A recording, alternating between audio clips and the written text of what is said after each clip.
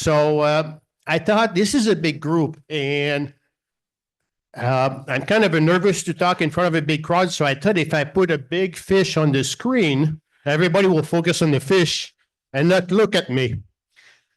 So basically, this picture is basically the VRWJPO staff. So who knows what that stands for? No, you're cheating. You're from the DNR, so of course you'll know that.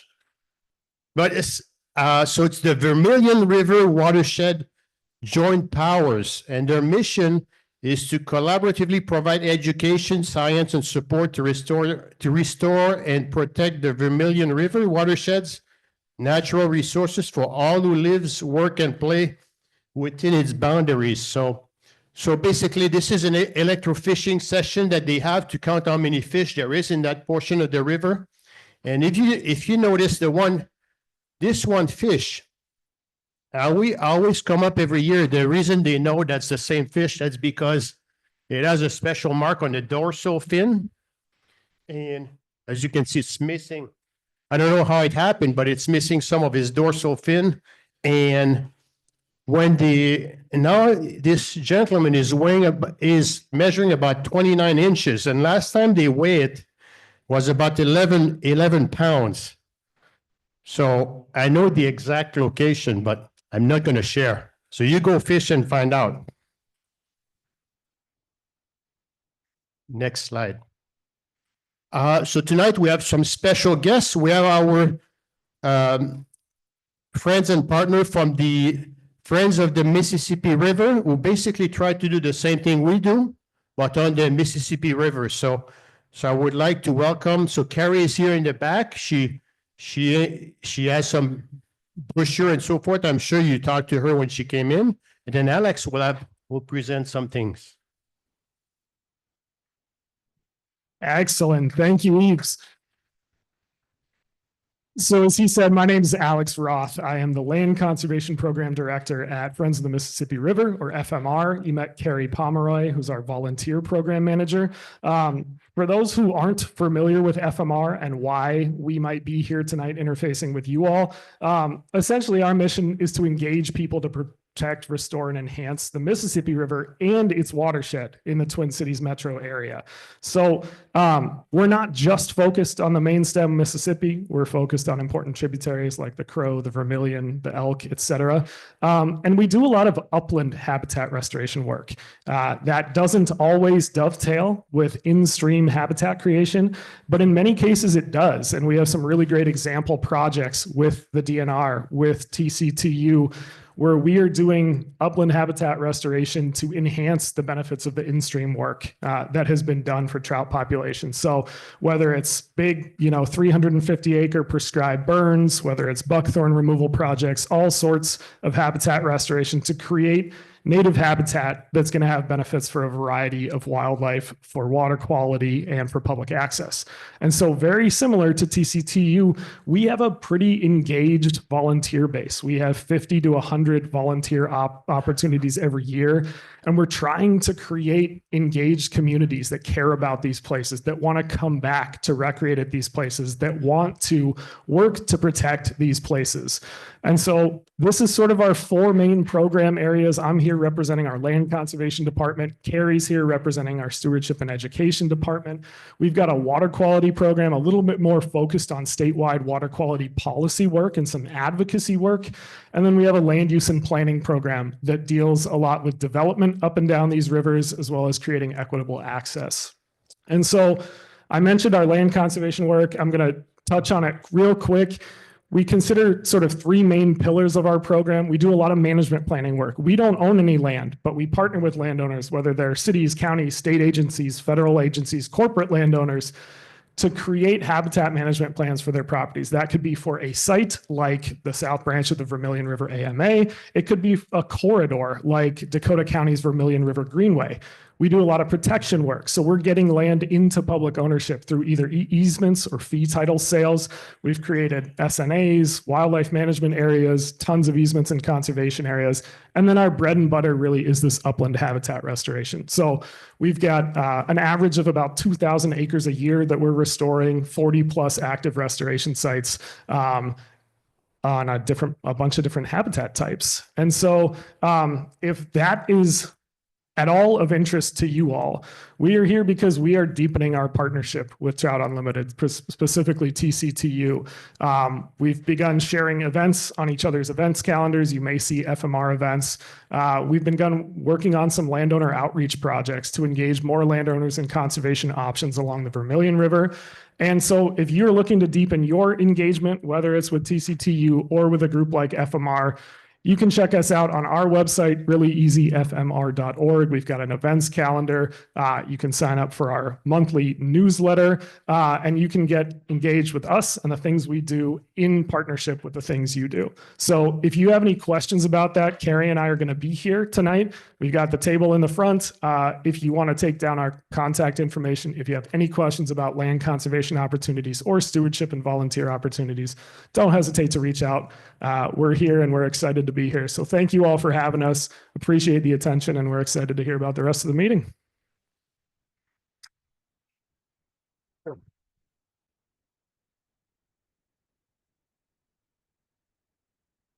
Okay, so for those of you who volunteered to create Water Fly Fishing Expo, thank you so much for volunteering for the event. So I saw many of you there, so thank you very much.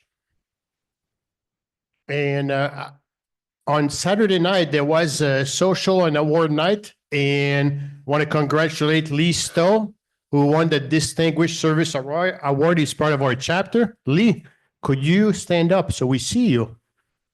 Perfect. Thank you. So what happened at first is that this is my jacket over here. So we tried to take a picture of Lee with the award in front of his camouflage shirt, and we could not read anything. So I say, just wear my sweater, and so we can read what the award says over here. So yes, it was not permanent. It was just for the picture, just for the picture. Okay, next slide. Okay, so we have a lot of upcoming events. A lot of things helping students teach fly fishing, some work on the Vermilion and so forth. So we do have communicate that through our newsletter and also through sign up for the event. So please go ahead and sign up. Would like to see a lot of people participate for all these events. Next slide. One of the main one is the Earth Day coming up April 19th on Eagle Creek. So you can scan this code over here and go straight to the event page to sign up. So we encourage you to do that. And so last year, if you go to the next slide. So last year we had a tremendous event. So we had about 103 people show up. So this was all the things we picked up. And what I like to see at the event is that we had a lot of different generations. So us, the older people, we had some families, we have the kids there, we had students coming. This is very important that we get the next generation enrolled, because we want them to care also about the rivers, the habitat and so forth. So they will take over after us and keep wanting to take over and preserve the resources as well. So we want to engage more people into this cause. Okay, next slide. Okay, so I believe one of the last meetings, somebody came to me and asked, hey, I want to renew my membership. I want to join. So basically the way you would do that is basically you go in the TwincitiesTU.org site, and basically it's going to bring you to this over here. You just pull the get involved, join a new member, and then you just select your option. Are you somebody that you just want to renew your membership or somebody new that wants to join? So that's how you would do it. Next slide. Okay, so we have a big group tonight, so cell phones off, and I need to make sure I turn mine off. The Zoom participant, so you will mute the Zoom participant, right? Because we always have somebody that doesn't mute and we hear the background, the conversation. Okay, so then I'll introduce the presenter, and once they are done, I will field the questions in the room. And then after that, Bob will field the question on the online media. So, and sorry about the accent. There's nothing I can do about it. That's not because I drank 2 beers. So I was born and raised in Montreal, speak French. So I pick up language. I pick up English later. So it's too late for the accent to go away. So it's there with me. Sorry. Okay, so we have 2 speakers tonight. First, Mark Nemeth works with the West Metro Fishery Office. He has a BS degree in fishery and wildlife management from the University of Minnesota and an MS in biology from the Tennessee Technological University. His research focused on stocked and wild trout fishery in the South Fork of the Holston River. Before coming to Minnesota, he worked as a fishery biologist for the Fort Apache Indian Reservation. He has been in his current role as a stream habitat specialist for the DNR, so Department of Natural Resources, since 2013. During his spare time, he will likely be fishing streams with family and friends and pursuing upland birds. So, Mark?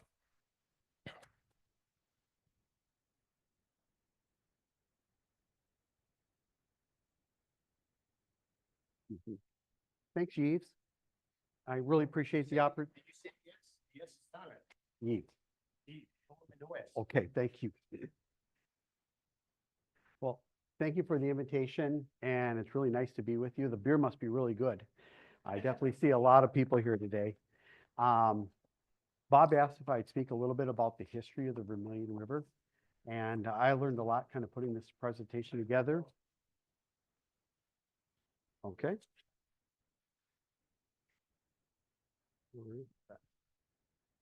Is that better? Yep. A little louder. Okay.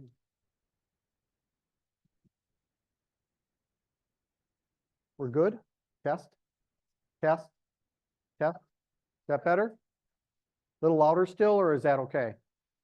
I'll do my best to keep it up. But if I get a little low, just let me know. So I'm excited today to share with you a story about the Vermillion River. We'll talk about the past, and when we're thinking about the future, it's kind of nice to know where we've been. I also have a few slides to talk about how the watershed within the Vermillion River is different from the watersheds that we might know in Northeast Minnesota and Southeast Minnesota. So we can understand maybe some of the challenges that folks faced in the past and maybe we're facing in the future when we talk about restoration and improving trout habitat within the Vermillion River. I have a couple slides about talking about the present and mostly focusing on the habitat work that everyone's been involved with within the watershed. And it was kind of cool that you mentioned the Vermillion River Water Joint Powers Organization. They're a big part, they're a driver in a lot of the habitat improvement out there. And then finally, I would want to plant some seeds as we think about the future on the Vermillion River. Next slide. All right. Well, the Vermillion River is one of the better known trout streams in the Twin Cities metropolitan area. It has a long and varied story in respect to trout management in the river. And one of the first stocking of brook trout in the Vermillion River occurred in 1874.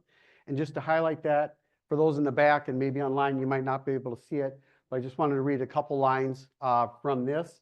It's a posting in the Hazington Gazette from 1875, and it cites, "There was joy over the first trout on Saturday last. Eddie Graves caught the first fry of brook trout put in the Vermillion River at this place last year by Mr. E.L. Brackett for the fish commissioners. It goes on, should his tribe increase, there is rare sport in store for the fishers in the Vermillion stream.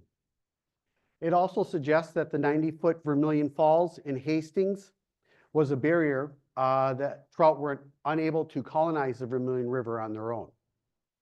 Next slide. This is a slide courtesy of the Minnesota Historical Society fishing along the Vermillion River, and you can probably see there's some early Tenkara fishing going on. But in stories posted in the newspapers from the 1880s into the early 1900s support that stocking was a success, and you can kind of see that here in this angling image. There were times where fishing was a little lean, but stocking continued in the resource. Next slide. European American settlement occurred in the Vermillion River watershed. This is Highway 50 between Lakeville and Farmington. Does anybody recognize that? When settlement was occurring in the watershed in the late 18th or the late 19th and early 20th century, a lot of changes occurred over the landscape. The historic prairie and oak savanna habitats were plowed, wetlands drained, and turned into farm fields. Cities grew up to support the growing agricultural community around the Vermillion River and within the watershed. Cities like Lakeville, Farmington, and Hastings grew up to support that economy. Farming practices of the time were poor. Erosional flows, flashy flows within the river system, and the cities at that time didn't properly treat sewage before they transported it into the river. And that might sound outrageous today, but it was probably a practice that was common back in the 20s and the teens. Next slide. This slide is from the Dakota County Times, May of 1922, and it's the first sighting I could find brook trout being stocked, or brown trout, excuse me, being stocked in the Vermillion River. But it also does show that brook trout stockings in Dakota County, and brook trout were still in the early part of the 20th century, the fish that was most commonly stocked, at least in Dakota County. Next slide. This image is from the Minnesota or the Dakota County Historical Society, and what it relays to me, and this was also interesting, it was Tourist Park in Farmington, and I believe we know that as Rambling River Park today.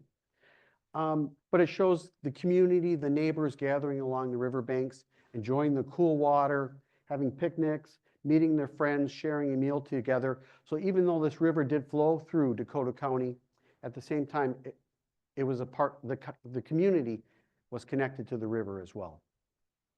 Next slide. Newspaper stories in from the 1920s into the 1940s still carried news of stockings occurring in the river, but there was an undercurrent to these stories that maybe some people were concerned about the health of the river at this time.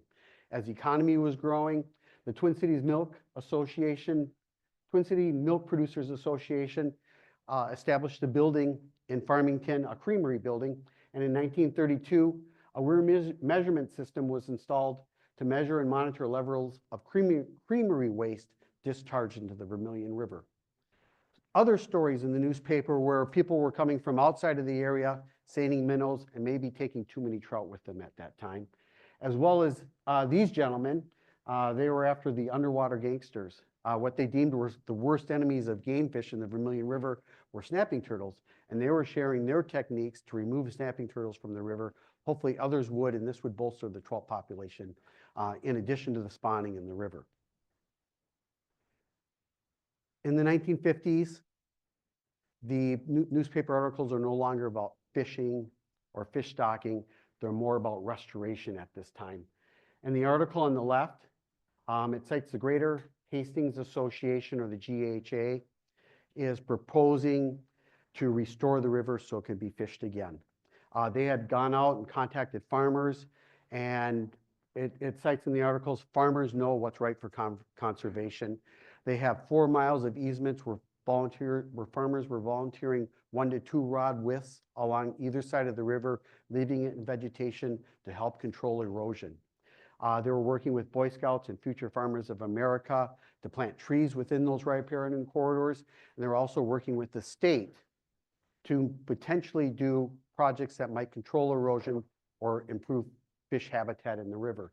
And I'd like to quote near the end of the article, just a snippet from Mr. Dorr. It said, "To think that Vermillion used to be a wonderful trout fishing and smallmouth bass paradise, and look at it now, it's a disgrace." The article in 1959 from the Dakota County Times essentially is saying the conditions of the river are so poor, it won't be stocked again. It's really in a bad state. And to kind of cite that article, it says, "Until the problems of pollution and erosion have been dissipated through the correction and maintenance of adequate control, no effort need to be made to establish game fish species in the state." This article goes on to cite strong erosion within the river, heavy pollution in respect to sewage being discharged in the river, as well as a rendering plant discharging its waste into the river. And the article is titled, "Restoration of the Vermillion Would Need an All-Out Effort." Next slide. So this image is again from the Dakota County Historical Society. It's from 1960. I believe it's in the spring. And at this time, the river was silent to trout. It was silent to trout fishing, and it would remain in the state for another 30 years. Next slide.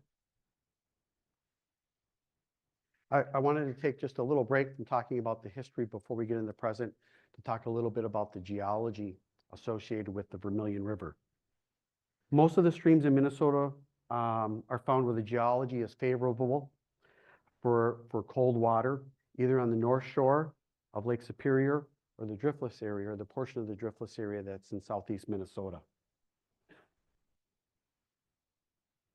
The Vermillion River is different from streams in either of those areas due to its unique geology, and this does also create some unique challenges for its management. Next slide.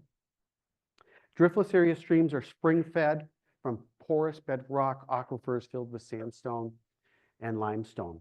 As water trickles in through these soils, it can spend days, months, decades, even hundreds of years underground before it outlets to a spring. Next slide. Springs maintain steady base flow and temperatures to the streams throughout the year. Next slide. Streams on the north shore maintain colder temperatures despite limited groundwater inflows. Instead, the streams rely on the cooler climate surrounding Lake Superior, as well as heavy shading of wetlands and stream banks to keep the water cold enough to support trout. Next slide. Like driftless streams in the southeast, the Vermillion River is spring-fed, but it's spring-fed from extensive gravel deposits instead of a deep bedrock aquifer. The superficial aquifer is deposited sand and gravel from the last ice age, or we know it as drift. These sands and gravel soak up precipitation where it slowly trickles through the soils and eventually reaches the river. Because the soils are relatively uniform, there are not large defined springs like one would see in southeast Minnesota. Instead, these relatively uniform soils deliver that water along in the entire reach of the stream. And this is one reason why the Vermillion River has such a long reach of trout water, because of these springs coming in over the length of the river. But the temperatures are never as cold as a stream fed by larger volume springs from deeper aquifers. So the sands and gravels are much more affected by variations in precipitation. When we have periods of long dry spells, that can affect how much water is getting to the stream. Also, if there's other users within that aquifer pumping water out, that can also affect how much water makes it to the stream. And also, because of its warmer temperatures, it's more affected by runoff that isn't treated if it flows directly into the river, storm runoff. Next slide. So you might ask yourself, why do trout in the Vermillion River in these marginal conditions reach trophy sizes? Because the Vermillion River waters are warmer in the summer than a typical driftless stream, it hosts many more species of fish, from darters, minnows, suckers, and other prey. They provide a food base for larger trout that allow brown trout to reach their trophy sizes within the river. But one of the ironies of this is that the marginal water temperatures allow trout to grow to trophy sizes, but at the same time, it can limit reproduction in the stream, or maybe habitats that trout can utilize in the summertime. Next slide. Despite calls to clean up the river, it remained in a degraded state until 1979, when the Empire Water Treatment Facility, waste treatment facility, went online. At the same time, farming and conservation practices were being improved, in part through federal aid programs.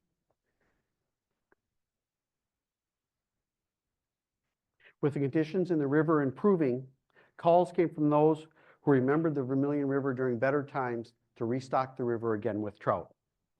Next slide. Via request from the city of Farmington, colder water was found within the park area that a 25-mile segment in 1988 was designated as a trout stream as a result of some of the improvements within the river.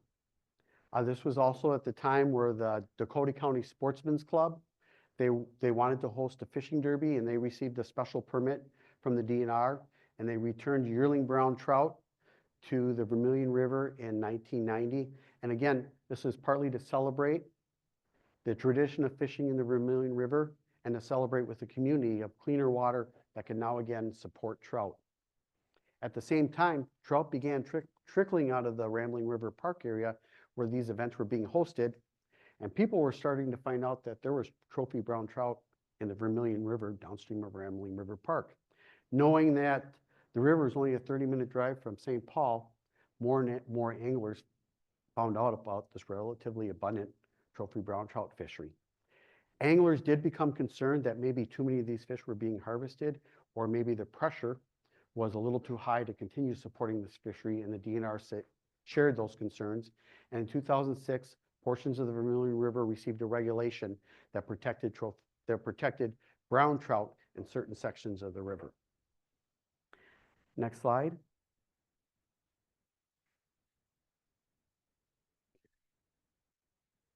This is a history of trout stream designation. The first section in 1988 there in black was a 25-mile stretch of river that included South Creek and the Vermillion River. A stretch of river extending on the main stem to about 1.1 miles east of Highway 52 was designated in 2002. And finally, in 2008, a 5-mile stretch on the south branch of the Vermillion River was designated. And when we think about it, that's really not that long ago. Next slide. This map is of the public land ownership, and I think I have one in the back that shows the public land associated with the designated portion, the designated trout stream of the waters in the Vermillion that are designated in the South Branch, South Creek, and on the Vermillion River. And the white circles make it a little challenging, but I wanted to emphasize there is the habitat improvements. Essentially, if there is property along the river and it's in public ownership, a project to improve stream habitat in the last 20 years has occurred. TCTU, the Vermillion River Watershed, the DNR have all been partners in improving the stream habitat within this portion of the river. These habitat projects have narrowed the stream, keeping cooler water. They've added fish habitat. They've reconnected the river with the floodplains, and they've reduced how much erosion is occurring in these streams. Next slide. Not only is projects occurring within the water, this is an example of a partnership with the Friends of the Mississippi River and the Fishers and Farmers Program. It's an 89-acre project where they're not working in the stream, but they're working in the wetland, the upland, and the riparian environment. They're removing invasive species, and they're reintroducing native plants to the watershed. They're returning ecosystem function to the land surrounding the stream. And you can imagine just how much more water will infiltrate And this type of habitat, as opposed to buckthorn or reed canary grass, infiltrating that cool, clean water, keeping it in store, and as the river levels go down, that cool water returns to the stream, which is good for fish. And it's also great for wildlife. Next slide. Of the 470 acres that are in aquatic management areas, about 430 of those acres are in restoration today, either prairie or oak savanna. And this is probably typical. Last year we did 14 habitat projects. They included a small stream repair. They included about 60 acres of burns. And these burns are really important to keeping buckthorn and trees like box elder from returning to those nearshore habitats. So we get these grasses and forbs rejuvenated. This is important for trout in the summertime, as well as wildlife that surrounds these areas. We did work with Twin City Trout Unlimited on 4 projects last year. We did 2 buckthorn removal projects or maintenance projects on 2 different AMAs. We received a permit for a cedar revetment project where we returned cedars to a portion of the south branch of the Vermillion River, helping narrow the stream, to add fish and invertebrate habitat within the river. And finally, too, we've done a wild parsnip eradication project on the south branch of the Vermillion River. We're making some really good progress of completely removing that plant from that aquatic management area. Next slide. This is a project map for the Vermillion River Watershed Joint Powers Organization. And all those little red stars and yellow stars are projects that the watershed has partnered with citizens, with communities, with farmers to address and improve water quality in the system. So the trout benefit from this, but we all benefit from having cleaner water that has less nitrates, less erosion. It's colder entering the trout stream. Thanks. Next slide. So nearly 150 years from the first brook trout being stocked in the Vermillion River, and 65 years of absence from the river. In 2023 and 2024, brook trout will return to the south branch of the river, south branch of the Vermillion River, and South Creek. This was a possibility and an exciting milestone, and it's made possible by all the habitat work and the improvements and the partnerships that are occurring within the watershed. Initial surveys show that brook trout are surviving, though long-term success will depend on continued efforts to protect and restore the river. Next slide. There's much to be optimistic about, even to celebrate with all these accomplishments. But maybe not unlike the times in the 1920s, when we felt like maybe something was not quite right. Solutions are hard to find. But in 2020, we may be seeing new challenges, an overarching problem that threatens the future of trout populations in the Vermillion River, as well as other places in Minnesota, is a warmer climate. Warmer summer temperatures are already occurring and predicted to become worse in the future, and this could push the river beyond temperatures that are suitable for brown trout, or more temperatures than they can tolerate. This emphasizes the need for proper watershed management to address land use impacts and to minimize the stressors within the system. And are the practices, the excellent practices that are being pursued today, are they going to be protective of the trout stream in the future given a changing climate? Next slide. As development occurs in the watershed, remember, water taken from the same groundwater aquifer that feeds the river, it can also create potential for negative impacts to the stream. Existing permits cumulatively are not harming groundwater flow to the river, but future appropriations have the potential to push parts of the watershed beyond a sustainable threshold. Next slide. The trophy-sized trout in the Vermillion River have garnered the river considerable attention as a result of watershed practices that are progressive and in some instances state leading, fostered by the Vermillion Watershed Joint Powers Organization. These standards are protecting the river from development and other impacts. Although trout benefit from these practices, these protections they also improve water quality and benefits all users of the resource. Trout anglers have made their voices heard on many potential threats to the river, creating a rally point that's brought more attention to a river than you might expect a river of this size to have. Maintaining a trophy brown trout stream in a growing metropolitan area is no small task. And it's actually a testament to the energy and the focus within this watershed that's occurred in the last 30 years. I'd like to leave you with the next slide. A quote, as I was kind of working on this, Mr. Dorr, who was cited in the article in 1937, had a quote that resonated with me. He worked for Minnesota Department of Conservation. He started working there in 1938. He's a fly angler and he's a conservationist. And this is just a little short quote. It says, "No matter where conservation happens, it takes a collective of people and a supportive government to make it work. And conservation has to happen again and again." So thanks.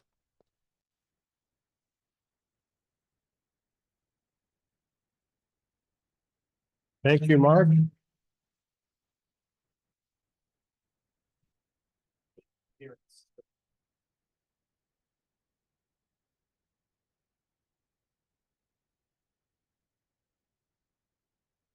Okay, so I want to introduce our next speaker.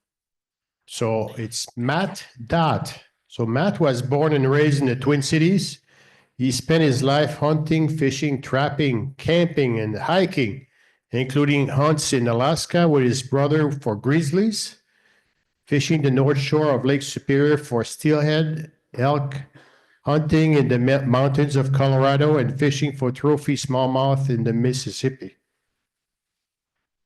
I think we have the interference. I'm going to go over here. Matt founded Mahigan Outdoors in 2013 to share his love for the outdoor, and is well known as the premier guide on the Vermillion, so the stream where I've been talking about. He's going to take this. Sure. Perfect. Welcome. All right. Thanks for having me. Appreciate everybody coming out. I've done this a couple of times, but it's been a little while, so bear with me. I'm going to kind of wing it. So we're talking fishing, so that's pretty easy. You can go ahead and go to the next slide if you don't mind. Just real quick about myself, and Eve's covered it mostly, but this will be the 13th year.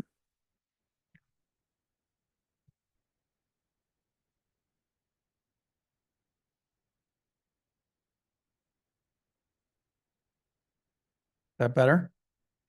No humming. All right. Wasn't me. All right. I got a lot of faces looking at me, expecting me to give up all my secrets. So maybe we'll give away a couple. This will be my 13th year guide in Vermillion. As far as I know, I am the only guide on the Vermillion, which seems a little odd considering what we just saw. But I spent some time in Alaska. My brother runs an outfit there, so I've guided with him a little bit, spent a lot of time up there, and I've spent many hours on the Vermillion. So I might know a couple of things, but I hope I don't crush anybody's dreams in here about catching their giant trophy on the Vermillion, because when we get into this, I will speak the truth to you, let you know what you're going to get in for. I don't want to spend too much time on myself because it's a little easier for me to talk about, but if you don't mind, we'll go to the next slide. Yeah. You can actually skip a couple here because Mark covered quite a bit of it. One more. Perfect. There we go. All right. So we'll get right into talking about fishing, but I do want to take a couple seconds just to talk about what they had mentioned already. I've seen a lot of changes on the river over the course of the last several years. But what is incredibly cool to me is the fact that 150 years ago, we had brook trout on that stream. And here we are today where we just put them back in there. We ruined that thing completely to a sewage dump. And the faces here, all the people that it took, the time, effort, and the money, everything it took to have what we have there, it's incredibly important going forward that we not only keep light of it, but that we protect it, because it's something incredibly, incredibly cool. The way I understand it is the only stream like this existing in a metro area in the entire United States. Okay. Now, I would argue that maybe it's, whether it's blue ribbon or not, I'm not exactly sure, but I can tell you the quality of the level of the fish in that stream are blue ribbon for sure. I know we have documented, fish that have come out of that stream and electroshocking, they're 30 inches long. Okay. Now, I will be honest with you, fished it for 12 years, going on 13, never touched a 30, but I've come close. And I've seen some fish in there that are probably that big, but I never got my hands on them. So, all the things that you can expect fishing the Vermillion that you've ever heard before, all the lore and all the things, there's probably some truth to a lot of that. If you're going to fish this stream, the first thing I would tell you is have realistic expectations. Okay. This is not a stream for volume. Okay. This is not a stream that you're going to go in and catch 10, 12, 14 double digit, browns. This is like muskie fishing. This is what I tell most of my clients leading up to it. This is like muskie fishing. It can be incredibly frustrating. You are going to fish locations that you know have fish in them, but is it something that you're going to give them that's going to get them up off the couch, right, and go eat it? And I would guess that if any of you here have fished the Vermillion, you are well undergunned, I'm almost certain. Okay. When you're talking about a 2-foot long trout, a lot of the history of it will show you, but I'll try to keep myself on track here. They're very unforgiving. Okay.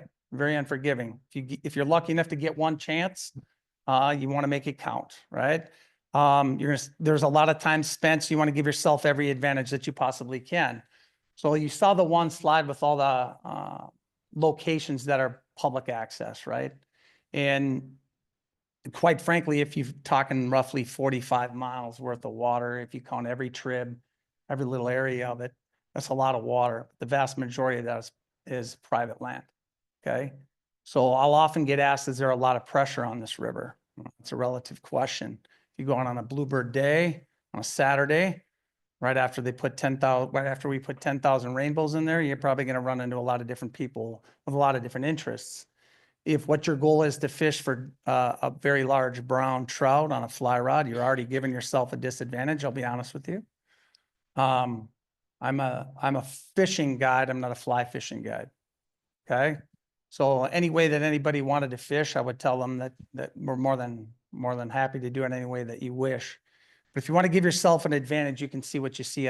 What you see up there is that you want to give yourself every opportunity that you can. And I don't mean you have to army crawl up on a hole, but it helps.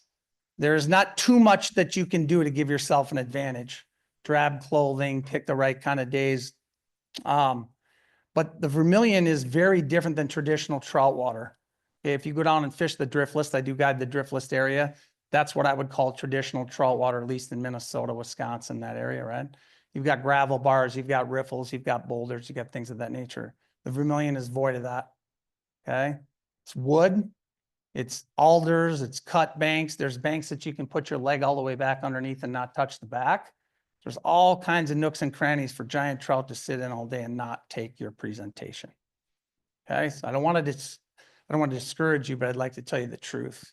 Okay, so oftentimes when people come to see me at the show or they're inquiring about going fishing with me, they'll ask me, or when they come up, I ask them, have you ever fished the Vermillion before? Lots of people tell me yes, and I'll say, how do you do? And they always say, not too well. Right? The expectations probably aren't there. I don't want to necessarily discourage you, but I want you to understand what you're getting into. This is a trophy fishery. Okay. So what I've learned over all those years is that you're gonna spend a lot of time fishing everything. Okay. I have seen some odd things happen on the Vermillion. I've seen really big fish sunning themselves in 6 inches of water on a sand flat, and they got no reason being there, but they're there. It's different. They're utilizing different things than you're used to. So you want to change things up a little bit. And one of the things I've learned over the years is the contours of the river. So it's a clay bottom. Most people ask me, is it very muddy? People get deterred by wandering around and exploring the river. There's a lot of difficulty in getting around, especially if you're a fly fisherman. You're probably gonna have to fish from the water, right? You're gonna find yourself with very limited ability to reach that water.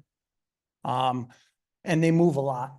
They're rovers, I like to call them. There's a lot of contours and different changes with sandbars with, but they use those edges. If you find a flat and it'll drop a couple of feet, that's what you're looking for. Anything that's knee deep or different, you're going to fish. Okay. So from a fly fishing perspective, we tend to usually pick our places, pick our time, find a nice spot where we can get a nice fine cast. You're not going to find a lot of that on the Vermillion, unfortunately. It shouldn't deter you, but you just have to go on there with the expectations, with the right expectations. You want to go to the next slide for me, please? All right. So I always debate whether I should leave that picture on there or not. All right. But I often get asked the question, what's the number one thing you want your client or you want somebody that you're fishing with, their talent to be, or what is the number one thing that you want them to have? And I will tell you that if you have the ability to put your cast where you expect it to be or where you need it to be, that's a massive advantage. You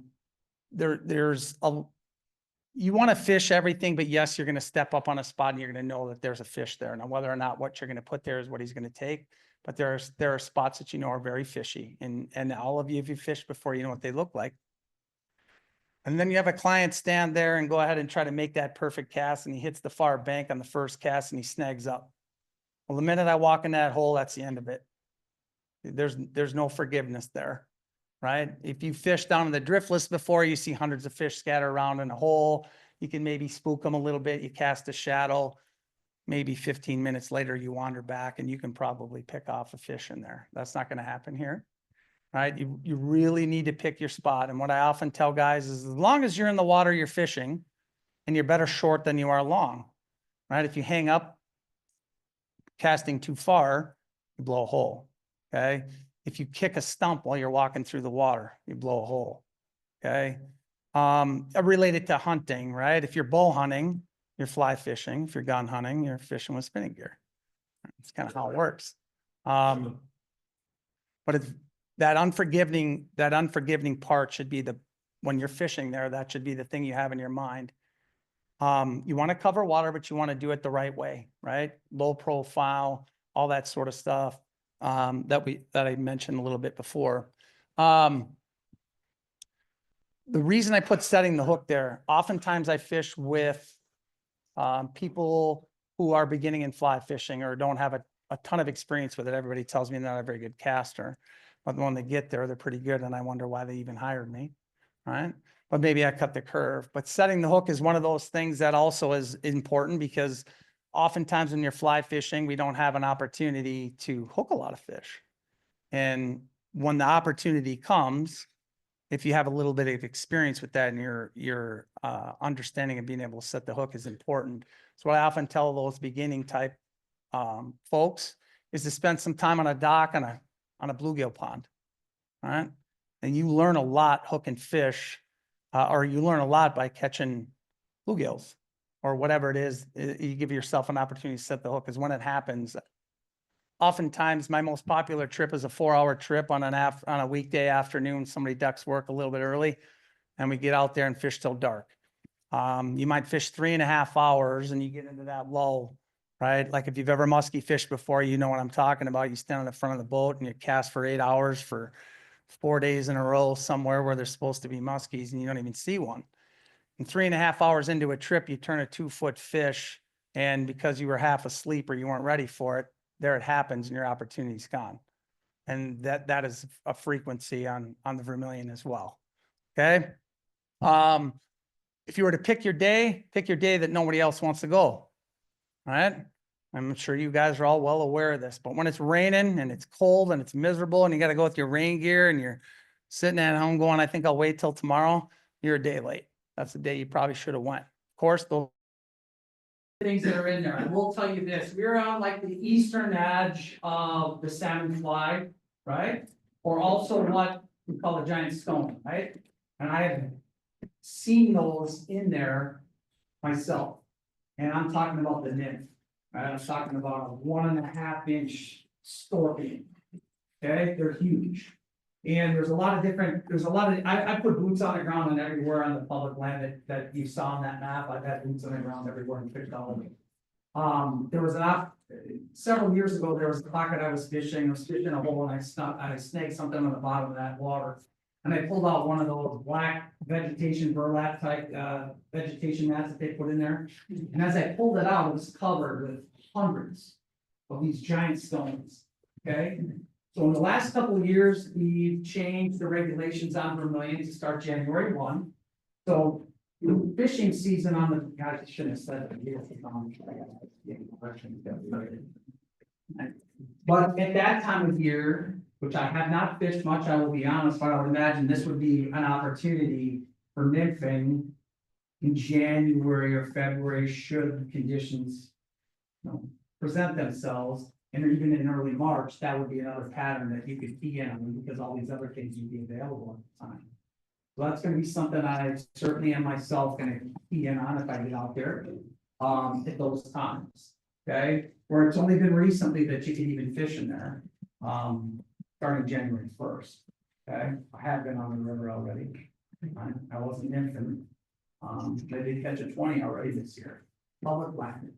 So if any of you have been on my website or you've been on my Facebook page or anything that you see currently, every one of those fish is on public land, every single one.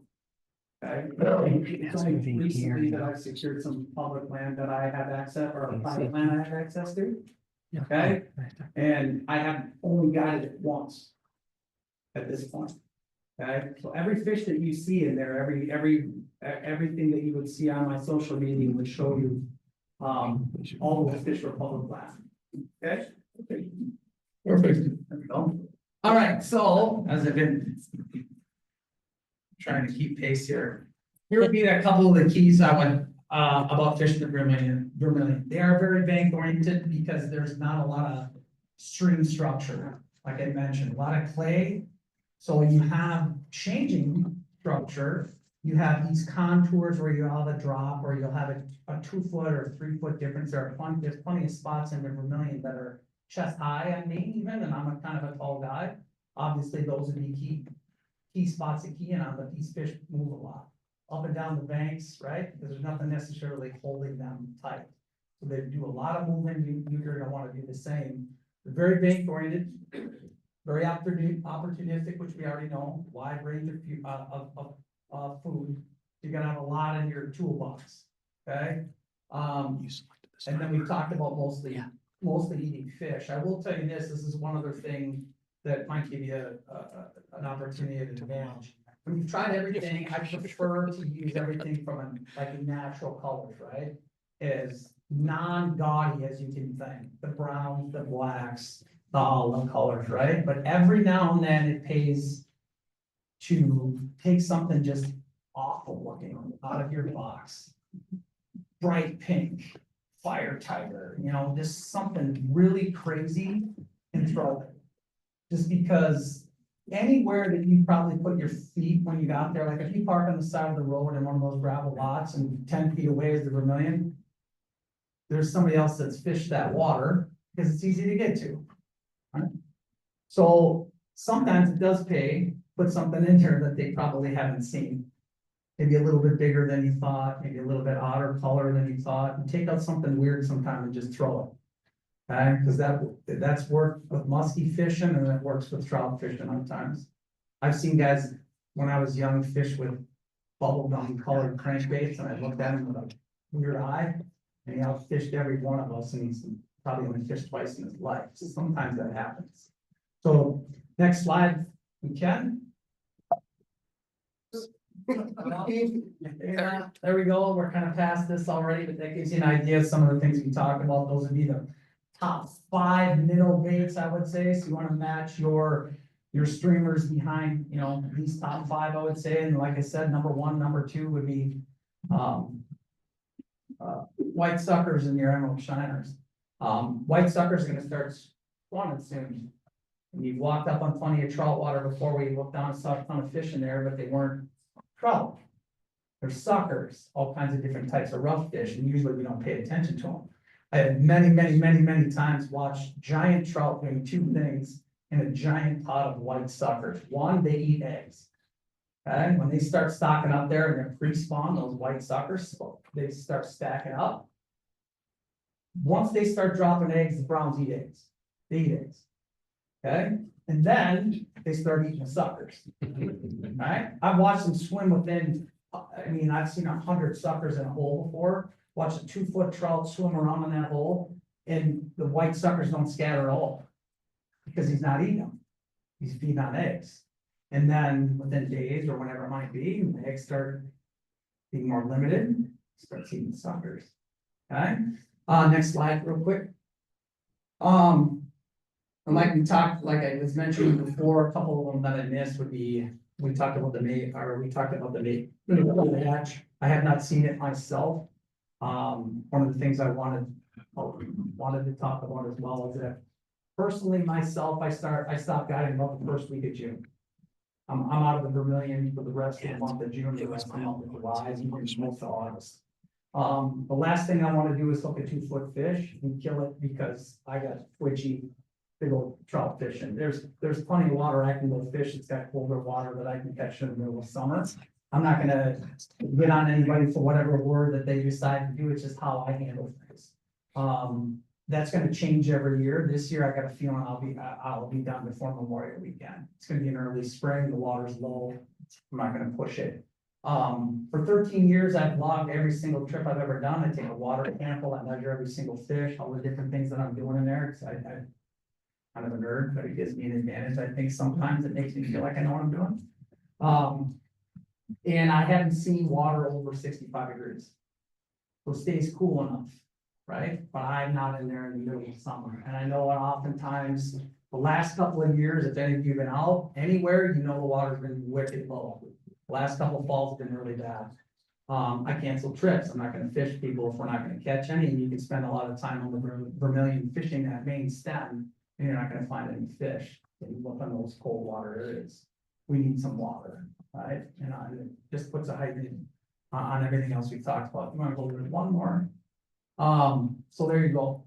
Trophy potential. I have seen fish in the Vermillion that look like salmon. I had one in my lap that was all of 30 and it still haunts me. I won't lie to you, I had a client who was fin fishing, he was throwing up on a 5-inch crankbait, stick bait, and he hung up on a chunk of a log and across the stream, so I waited out to get it. And he popped it off on his own, pulled it for me, and that fish hit right in my lap. I mean, it swung on that bait and hit it right in my lap. And he had it on for a short second. He rolled it perfect right in my lap. And it was all of 30 inches. It was all of 30 inches of a monster. Okay, the biggest one I ever put my hands on was 27. And I shouldn't tell you that story, but that client never caught a trout before in his life. It's a true story. 30 minutes into it, he hooked that fish. He was screaming at me, please get it, please get it, please get it. When he landed it, he asked me, how big is that? And I said, you will never catch a fish this big again. Forever. He said, what if it was a muskie? I said, 50 inches, that's the end of you. And no, I'm not kidding you, this is a true story. His buddy, who asked me to take him, asked me a little bit earlier if his buddy could go with. And this was the kid that caught this 27. I haven't caught one bigger. On the very next cast, that kid caught a 22-incher. I have that video on they're spin fishing. I'm not gonna lie to you. Okay, they were spin fishing. The cool thing was they knew how to use the camera and everything, so I got all this underwater footage of it. 2 casts later, we caught another 22-incher. All in the same spot. That's never happened again. Probably never will happen again. But he hooked another 20-incher later that day, and this is all in a 4-hour window. Okay, so you can have epic, unbelievable days, and that's kind of what you're hoping for when you're there, right? You get that one fish, go one more for me. The fish on the left is quite big, and that's him right there on the left. That's a 27-inch brown. It's the biggest fish I've ever put my hands on. Since, I don't know if I ever will again, but I can tell you I have a strong desire to catch a 30-incher. Someday, I hope. His smile's So, bigger than the fish. The river is a special place. The Vermillion is something very cool. I used to drive over it all the time, going down south. That's where I grew up fishing. My brother went to school in lacrosse. He's a few years younger than I am. Really close. When he was in college, fished all over Wisconsin driftless, fished all over the southern Minnesota driftless. That guy down there still today.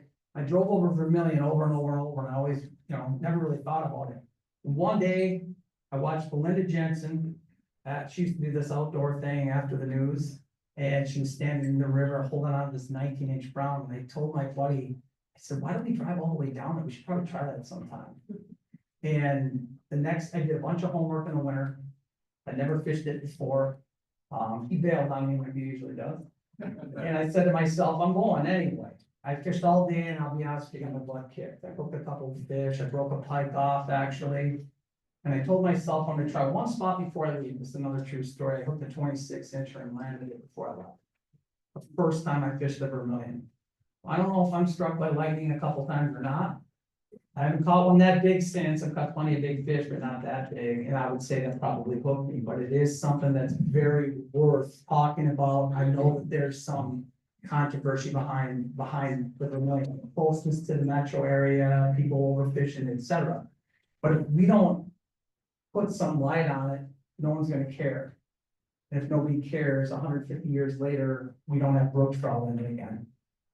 And so I dig the history of it. I got into it, but I will honest with you, the first time I fished there, I really didn't care. But 13 years later, this is an important thing to keep up of. We get spoiled a little bit in Minnesota because you can't throw a rock without hitting something to fish. And if you've lived in another place before, you know that it's not that easy to have this type of thing right in your backyard. It's just 30 minutes away from downtown St. Paul. It's a pretty neat thing. So I'll stop talking. My next slide just says questions, and if that's where we're at, you guys can bombard me as long as you'd like on anything you want to know about the Vermillion. I don't know if I'm going to tell you an exact spot to go fishing, but I know a guy. Like if somebody asks a question in the audience, I want you to repeat it. Okay. From the folks on the ninth. Perfect. All right, so who's first? Somebody's got to have a question. Shoot. Do any night fishing? Do any night fishing? I get that question quite often. With clients or by myself? Because it's a different answer. So from a guide perspective, you don't know what you're getting, right? So, but I do spend a lot of time emailing back and forth with folks as far as what their expectation is and this and that. So to answer your question, yes, sort of. It works. It definitely works. Everything you've read, everything you can think of, but I will tell you this, even if you are the best fisherman in this room, it's hard. It's a nightmare. It's hard. It's a freaking nightmare. You're right. You're gonna snag up no matter who you are. You're gonna lose baits. You're gonna snag trees. The more homework you do, the better off you are. Now, I will also tell you this though. The first hour or two of the day, like I love to be on the stream and the sun comes up. And you can see before the sun hits the horizon, at least, roughly half an hour. That half an hour is magic. And so is about the hour and a half after, depending upon the day. If you pick one with a low cloud deck, you can extend that a lot farther. So if you're gonna do that, my suggestion would be is that you do that type of fishing at that first hour of light and like that last hour of light, and then you'll get better and better at it. And even if you think you're really good at it, you still should expect to have some struggles. Red lights on the heads, that whole thing, but explore the areas that you're looking to do it and do your homework. Homework works really well. You do your homework, you cut the curve. Any other questions? Who's next? Yeah. How far downstream? So I fished a kid 6-7 years ago. When I took him out, he told me his favorite spot to fish was below the dam, or I'm sorry, below the falls in Hastings. And I looked at him a little cross-eyed and I said, trout? And he said, yeah. And he went through his phone and showed me dozens of pictures of both rainbows and browns below the falls in Hastings. And this is years ago, and the quality of the river has only gone up, right? So almost every year, I see somebody on Facebook who's out walleye fishing on the river this time of year and catches a big brown. I just saw one last week. A 2-foot brown that comes out of the Mississippi, right? But you wouldn't think, but these fish move down to that bigger water where they have access to it. They don't in the Vermillion, because once they go over the falls, there's no coming back, right? But there are plenty of there's other water and other connections that I'm sure we're all aware of, like the cannon, right? Another water that hits the cannon, and then that goes down and dumps in the Mississippi, and this is why we end up catching them down there, and then they move their way back up on that water, gets warm. So, all the way down to the falls.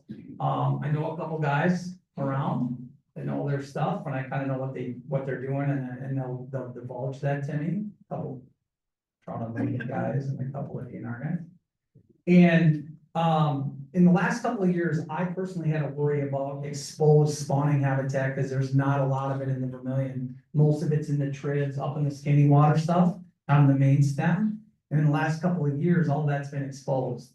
So it's not been usable for spawning. So I've had a worry that we're gonna miss a couple of year classes there. And from my understanding, my discussions directly with the DNR, the first time the states put any browns in that river was 23. And that was the first time in 20+ years. And the reason for that was to supplement the loss of those 3 drought years we just had.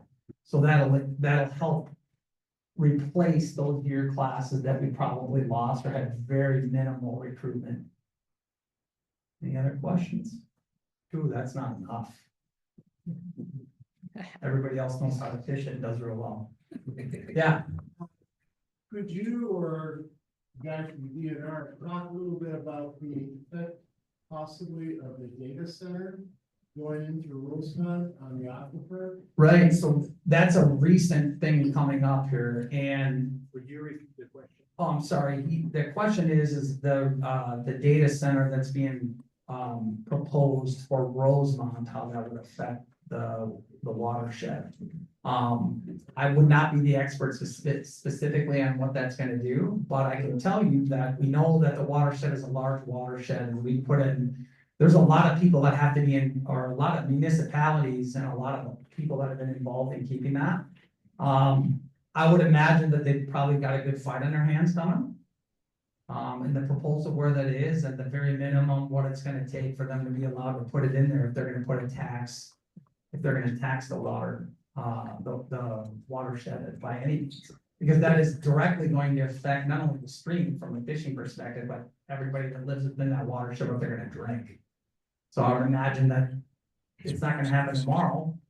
I would imagine that folks like us are gonna, I hope so. I hope everybody here would look into that, and that Trout Unlimited and anybody with a vested interest in the area would, want to know exactly how that's and what that's gonna do to the environment in the area there. That's the best I got for you. I think Mark- One second. Well, I think you handled that really well, Matt. Thank you. But yeah, it is a concern, but I think at this point, we don't have anything like to comment on in respect to permits. But it is a concern, and it's one of the reasons I raised that today. It's just, I want you to be knowledgeable that those things are coming within the watershed. There are practices that they can use that reduce less water. There's practices that are more wasteful of water. But once you have a permit or request, then some discussions can begin on what would be the best. And we're gonna fight for the fishery. But there's that tension between, there's public value for jobs. So That's there why I is, was getting the feedback. there is probably gonna be some push and pull with respect to that. And that's where your voices are gonna be truly important. Because I would imagine legislators and the public are gonna listen to you more than they'll listen to me. They'll listen to you, Matt. So everyone's voice here is gonna be really important. When those things become, I would prefer when that opportunity arises for the public to come into those situations. Could you explain what a data center, how that affects the water? And that, I don't know. He asked, why is a data center gonna affect water quality on the Vermillion River? But that's, fair. Are they using water to cool it? Yes. Yes. Essentially, they need to keep their water, the stream cold, or they need to keep their computers cold. They heat up And they can use water, and just, pump it away, or they can reuse their water. There's other strategies that they can use to limit the water, but essentially they're using a lot of water to keep the computer equipment cool. So basically, they take the cold water and we don't want them to send the water back in the stream warm because the trout needs cold water. That's the danger right there. And similarly too, they're taking water that would have gone to the trout stream that would have been cold and cleansed going through the soils. It's pulled out of the ground, it's taken away from the stream, and then when it's put back in, it's warm. But there are alternative cooling systems for data centers that don't require massive amounts of water. So that may be our task to try and encourage those conversations, or to research them first, and then encourage those conversations with those stakeholders that are trying to introduce data centers.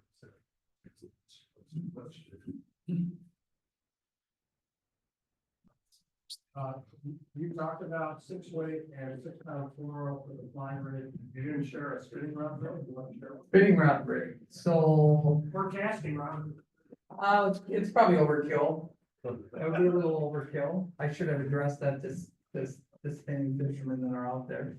6-foot light action, we can get away with, medium light may be better. Wouldn't go below anything other than 6 pound.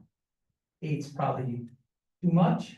6 is kind of that sweet spot. You probably don't have to use fluorocarbon all the way. If you're gonna use a spinner, I would suggest you tie a barrel swivel and run a leader down so that you can take that twist out of the line. Spinners aren't gonna be big enough. I mean, you can go some big spinners, but I'm coughing up secrets literally, but you guys know, you already know the answer. You put a 4-inch or a 5-inch stick bait on and you go chuck that in a big hole. I mean, that's how you turn a big brown. I mean, they don't eat small stuff. And you've seen the way a brown is built, its mouth is huge. Yeah. It eats big stuff. You gotta give it something that it wants to get off the couch for. Okay, we're gonna take 2 more questions in the room and then we'll go online. Okay. When the crayfish, mice, or frog bite the dog, give her a flying throw and bass bait. That's what you're chucking. Actually, most guys show up with their own.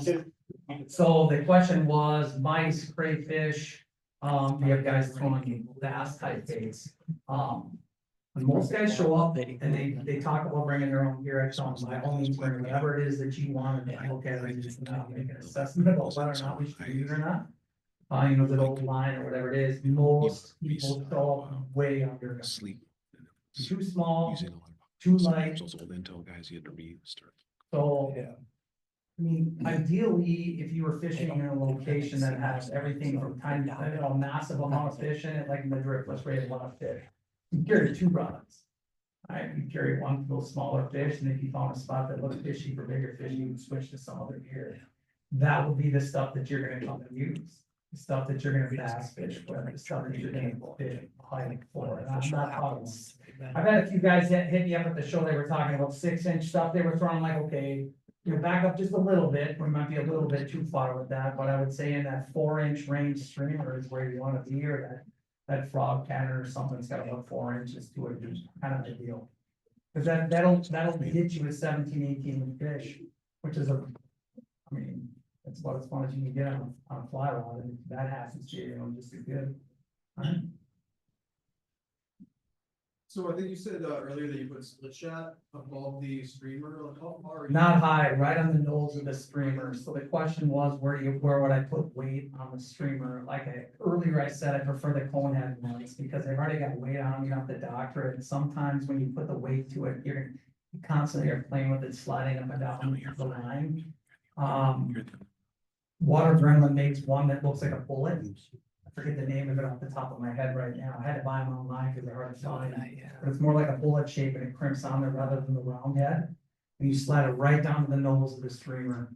Then add that weight. So that way when you find that I was really looking at cool audio streamer stuff. you want to use, but it doesn't have the Bob's weight gonna to do it, it. you can bring that right down to the nose and give it just enough weight to get it down a foot or two so you can keep it halfway down the water column. I don't know. Sneak it on one end. Well, I asked Bob this question online, and I have no response, so you guys Okay. take advantage of that. No, that's not true, Eve. Uh-oh. He's listening. We Okay, got a few questions. So the first question is actually a comment. It is from William Silverman and it is to Eve.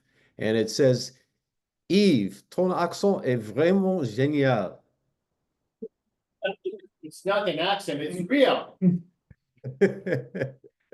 So anyway, having gotten that out of the way, we have a question from Cyrus Knudsen saying, this is a question for Mark. Which strains of brook trout have been recently introduced in the Vermillion? We're gonna talk about Okay. specifics. They're the heritage brook trout. The fish that were stocked in there's 6 different streams where the heritage brook trout are coming from.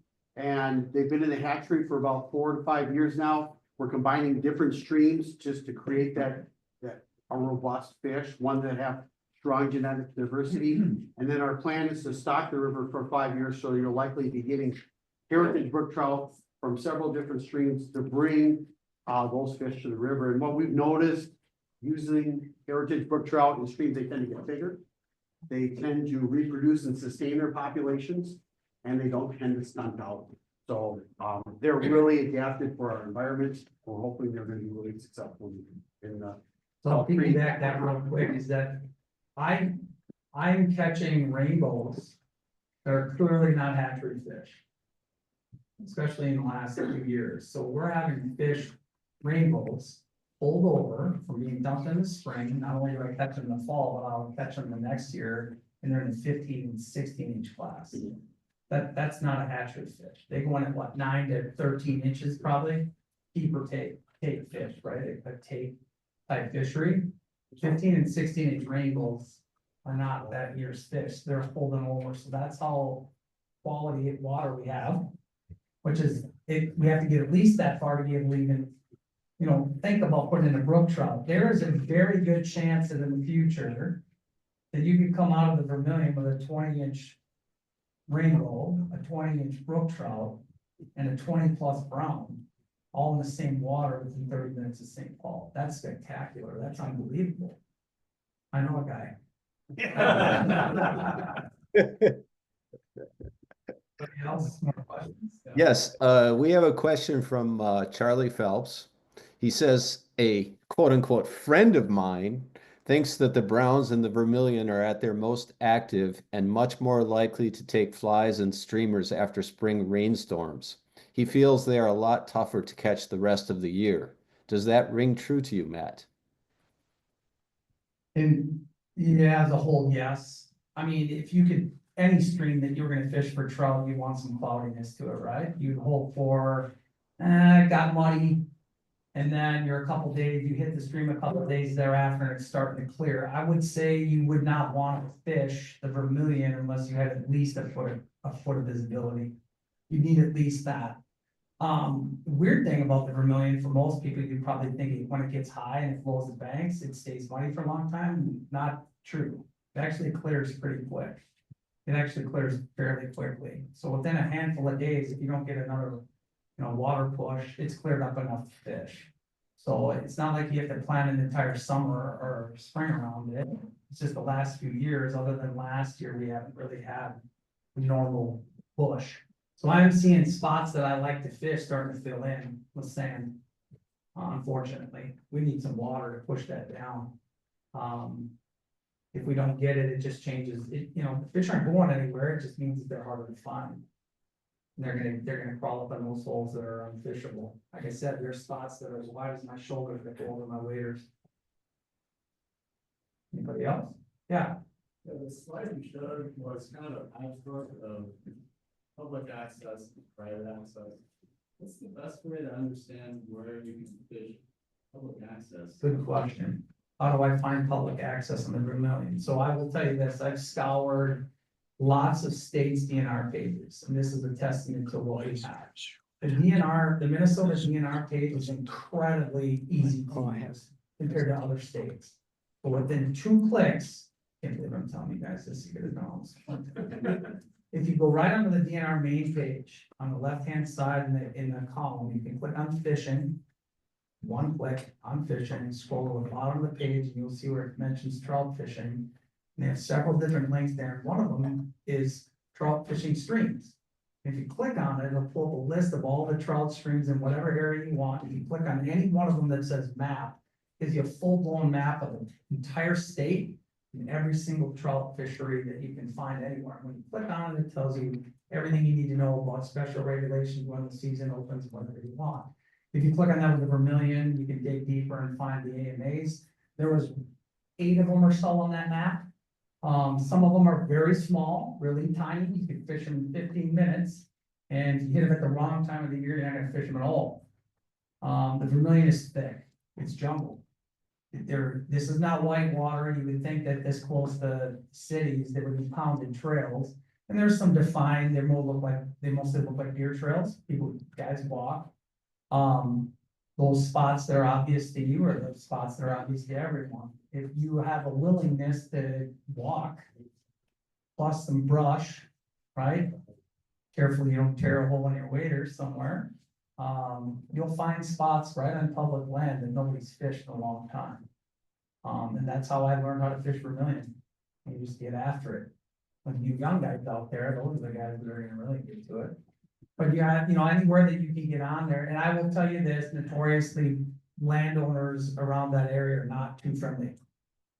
They're not friendly, and understandably so. I have zero problem with it. They've dealt with decades worth of people tromping over their stuff and throwing garbage everywhere, and the whole thing. So, if you can give a view of, if you're spotted by somebody, how you should handle them. Be professional about it, be kind about it, pick up some garbage when you're walking out. Do the things that everybody needs to see so that maybe that narrative changes. We have time for one more question. Okay, We do have one more question from the Zoom too, by the way. I'm sorry, I didn't hear that. What was the question? He was saying there's one from Oh. the Zoom. Okay, So this is a question from Dale Higgins, and he wants to know if the data center can inject the water back into the ground after they've used it. Probably more expensive.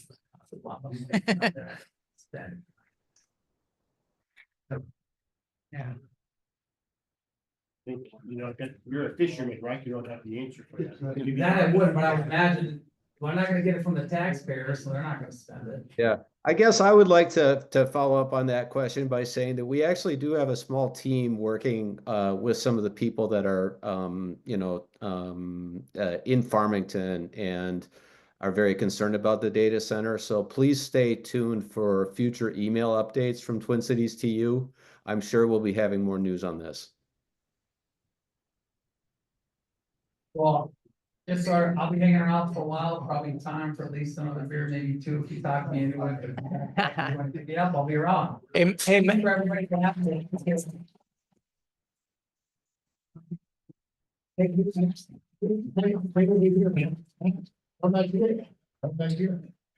Let's see. Yeah, I want to thank our speakers for tonight, and thanks, Matt. We had some video, audio issues, but we were able to keep talking, so thank you very much. Okay. Thank you.